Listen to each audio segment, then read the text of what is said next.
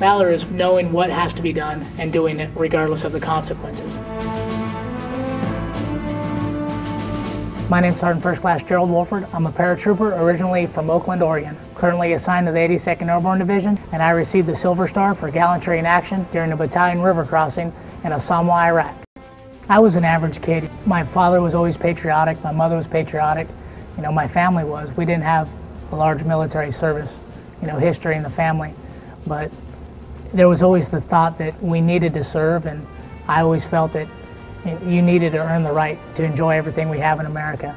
On March 31st, 2003, Sergeant First Class Gerald Wolford was deployed as a heavy machine gun section leader in the lead U.S. Army infantry unit to reach the Euphrates River in Assamwa, Iraq.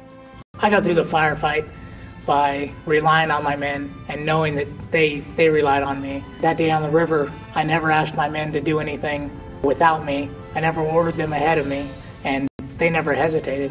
Their mission was the reconnaissance of bridges along the entire crossing zone and to provide heavy machine gun fire support to infantry units as they prepared to assault across the Euphrates. Sergeant First Class Wolford and his men neutralized a number of enemy positions in a series of firefights. At one point, an enemy RPG was fired at his vehicle and impacted on the bridge just above their heads, showering them with concrete and shrapnel and injuring him and his men.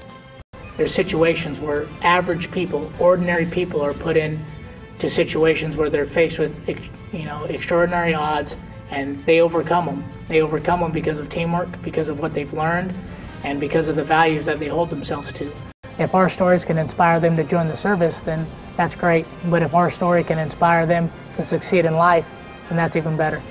Sergeant First Class Wolford reacted quickly, organizing his team to use the vehicle for cover while providing suppressive fire and eliminating the RPG firing position.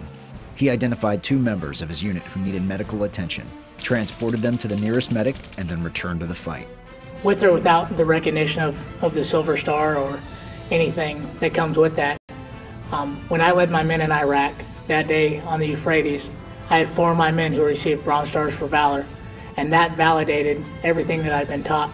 After returning to the fight, Sergeant First Class Wolford remounted the Humvee with his gunner and continued to engage the enemy in his battalion's offensive along the Euphrates.